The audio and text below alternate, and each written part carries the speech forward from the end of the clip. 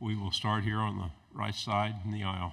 Yeah, hey, Coach. Evan Kamico from Pig Trail Nation. The game last year between Arkansas and Missouri got pretty chippy. I know you've been outspoken already about the rivalry. With the addition of Texas and Oklahoma, do you still feel like Arkansas and Missouri is a premier rivalry in the SEC? Yeah, I don't think anything's changed for that front. I know in Arkansas, obviously when I used to live there, there's deep rivalry towards the University of Texas, and understand it from that standpoint. But for our program and our state and what we're trying to build, obviously Arkansas and the Battle Line Trophy is a big deal for us, and it's very important. And disappointed obviously for us last year that our actions got out of control, and that's not a reflection of who we want to be. And obviously I've got to do a better job of coaching in that situation. Fourth row on the aisle, then pass it forward one seat. Derek Peterson, Saturday Down South. There are 2 new programs this year, and everybody's kind of wondering how they're going to fare in the conference right away. For yourself, who's built a program outside the SEC and now built a program in the SEC, what are some, I guess, core tenets or DNA traits that have to be present to have a successful program in the SEC? I mean, we've only done it for 1 year, so I don't know that I'm the expert on this. I think for us, we always believe it starts at the line of scrimmage.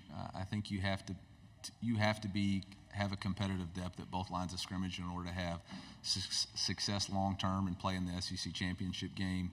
I also know that you have to have good quarterback play, and from good quarterback play, that doesn't necessarily always mean strong statistics, but it means somebody who takes care of the football, who's a battlefield commander. And then I think the last thing is recruiting has to be at an elite level. You have to recruit NFL players. This league is full of NFL players. Commissioner Sankey said it last year that, or in his opening remarks, we've led it for 16 straight years, the most players drafted. So in order to win, you have to be competitive at the line of scrimmage. You have to have an elite quarterback, and you got to recruit at a really high level. Front row, right side.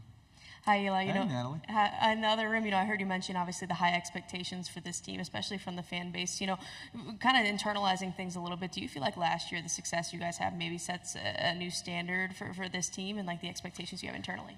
I think the standard was raised in the way that we approach our daily process. I think there's a realization that if we approach that process consistently, then we can have success. I think we understand that if we chase 2 dreams, if we work on developing an elite edge, we can play for championships. And that's the goal. And I think our guys understand that that's a daily process. You just don't do it on Saturdays. You do it in the summer. You do it in fall camp. And I give a ton of credit to Ryan Russell for being the catalyst of that for our program. Again, outside expectations are really everybody else's thoughts. Standards are what internally we have to live up to. And I think our standards have raised, but it's not based off of, winning and losing the game. It's based off, do we bring positive, contagious energy to workouts or practice? Are we focused on the details? Are we gritty when things get tough? And can we be consistent in that approach every day? On the aisle, third row, then pass it over. Hey, Coach. Michael Bronner, WNSP in Mobile. With the divisionless format now and no SEC East and West and just the top 2 teams go to the SEC championship, do you think that works to your guys' benefit or disadvantage? I'm not concerned whether it's an advantage or disadvantage. I'm just concerned with how we approach it. I had lunch with Carl Edwards,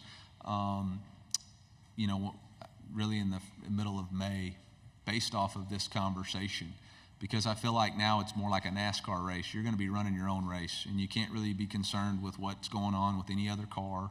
You can't really concern yourself with how anybody else is driving, because there is no crossover scheduling. There is no crossover like their schedule versus, or they're going to play this team and then we're going to play this team. You really got to focus on yourself, and you got to focus on the task ahead of you. And for us, that's what 1-0 means. That's what this play philosophy means, and so we'll just continue to apply that. Over here on the right side on the aisle. Ryan Chapman, Susan SI coach. Big transfer addition, Caden Green coming back home. What do you remember from the relationship you guys built with him through the high school recruitment, and then how's he slotted in this spring with you guys rolling through? Yeah, obviously a great family. and really have nothing but positive things to say.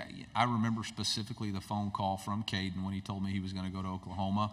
I was on a family vacation at the lake at Table Rock Lake, and he called me and said, "Hey, this is what I'm going to do," and absolutely wished him the best. And you know, his parents were phenomenal throughout the process, and you know, obviously when he put his name in the portal, we reached out, didn't know if we had an opportunity or not. Obviously, we had Armand and Williams was going to be coming, so thought maybe relationships would still be intact, and obviously they were. He's a tremendous young man. He's got a great, like I said, STI, size, toughness, and instincts about the position. He's a team-oriented, team-first player. I think his relationship with Coach Jones has been remarkable. To watch his growth and maturity from practice one in spring to now. I saw him in the weight room this morning before we left. I'm just really proud of him and look forward to him contributing to our success in whatever ways that is. You know, he played a lot this spring at left tackle.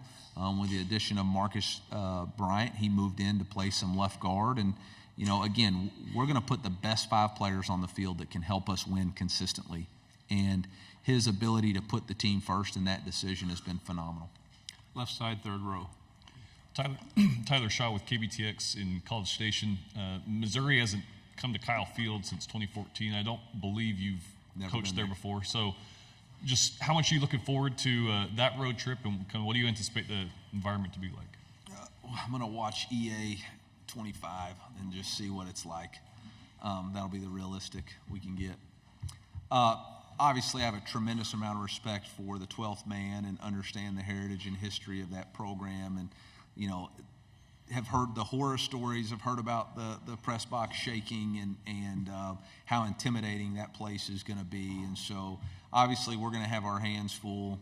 We're going to lean on the experience of playing in, you know, in Athens. We're going to lean on the experience of playing in Neyland Stadium. And so, you know, our guys have, you know, Ben Griffin Hill Stadium, our guys have played in really tremendous environments in this league.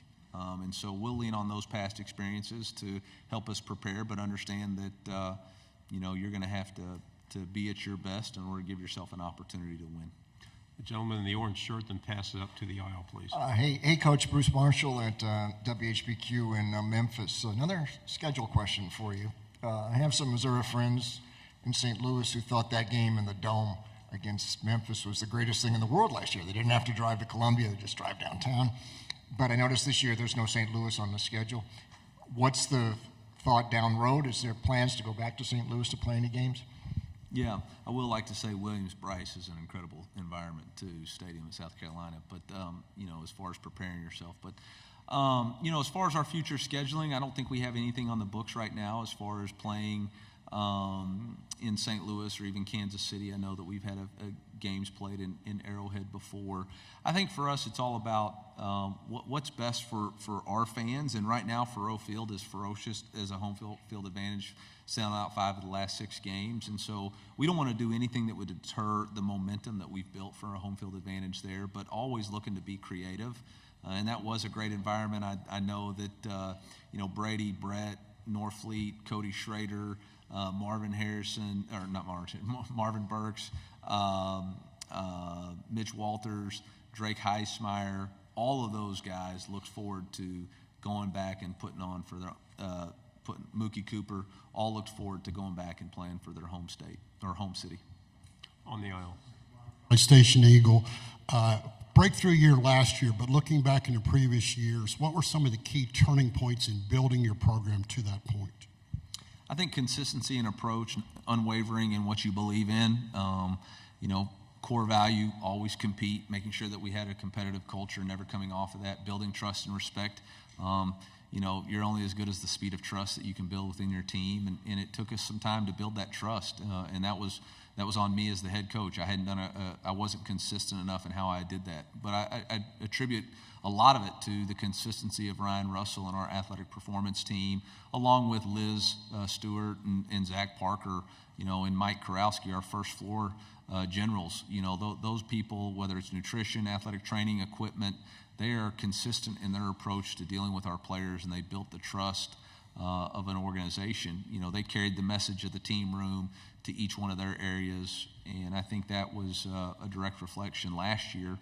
And when games got in critical situations, we didn't flinch. We had players who executed well under pressure, which is the hallmark of any successful football team. And obviously that was last year. So now we've got to replicate that this year. We got to put those guys in stressful situations and see who can manage their heartbeat and be consistent. Left side on the end. Kennedy Wright with CBS 42. Since the expansion of the playoffs, what do you tell your players to kind of contain that excitement of the easier chance to make it to the playoffs? Yeah, I don't know if easier is going to be the right word there. I think it's still going to be incredibly challenging because there's still so many scenarios they're going to play out. Obviously, the highest ranked conference champion from the group of five, obviously a P4 conference champion, and those teams do not have to be in the top 12. And so you're going to have some outside teams be able to knock some teams inside the 12 out. I think it's going to come back again to what I said earlier, which is every team is going to have to run their race. And you can't get caught up in looking at this team or that team, and if they lose to this, then that's going to put us here. You're going to have to uniquely focus on the challenge that lies ahead of you and do the very best you can with that challenge. And run your race, present your time to the scorekeeper, and see where that puts you at the end. Two questions to the end, one here and then one over here. Dan Peck, ESPN 106.7 in Auburn, coached that game in Auburn in 2022. Was one of the wilder things I've ever seen. You're going to get Auburn at home this season, just the second time Auburn's ever played in Columbia, first time they've played there with you as the coach. Just I imagine there's some excitement to see Auburn again at home, and also your relationship with Coach Freeze, because he wasn't the coach last time you played Auburn. Yeah, I got a lot of respect for Coach Freeze and how he handles his organization and program, and know he's done a really good job of building his culture, continuing to build the competitive depth of that team. I don't know if excited is the right word when you play Auburn. You know they're going to have a very good physical front on both sides of the ball. You know with his offensive acumen, they're going to score points. You know with DJ Durkin as the defensive coordinator, they're going to be fundamentally sound. They're going to be attacking in nature. And so we're absolutely going to have our hands full. I think back to that 2022 debacle a lot. In all the things that I did wrong to not put ourselves in a position to win the game. And so, really got to learn from it. But, boy, that was a long time ago. In fact, now Brady played, Luther played. In fact, after that game was when Luther took all this stuff down off social media. That's how bad of a game it was. So hopefully those guys will come out ready to play. But I don't know that there's going to be a lot of crossover from, that gamesmanship. Final question, right side. Third. Michael Cobble out of Baton Rouge, Louisiana. I heard you stiff-armed the Blake Baker question in the other room pretty good, so I won't go there. But just the idea that quarterbacks... I love Blake Baker. I love Kevin Peoples, and I love Jake Olson.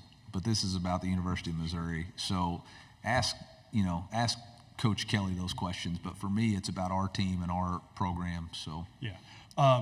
Talking to Brady earlier, yeah. The idea that quarterbacks are sticking around and having success. We've got Garrett at LSU, obviously Carson at Georgia, Heck of a player. Even what Arch is doing at Texas. Yeah. Do you see the pendulum kind of swinging back and there being an incentive to stay? No, I don't.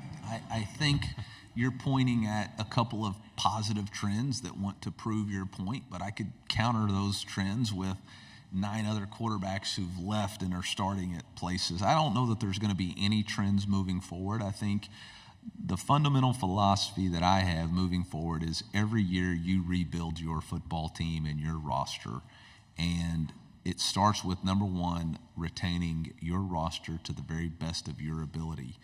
And that may be retaining your quarterback. It may not be. You just don't know. I retained our starting quarterback, but I lost to backups who, after Sam Horn's injury, would have easily been the number 2 quarterbacks, but they wanted to go compete at different situations. So I think everybody's individual situations are going to be unique and different, and I don't know that we're ever going to be able to just identify this is the norm moving forward. Thank you, Coach. Great job. Oh, thank you, MIZ.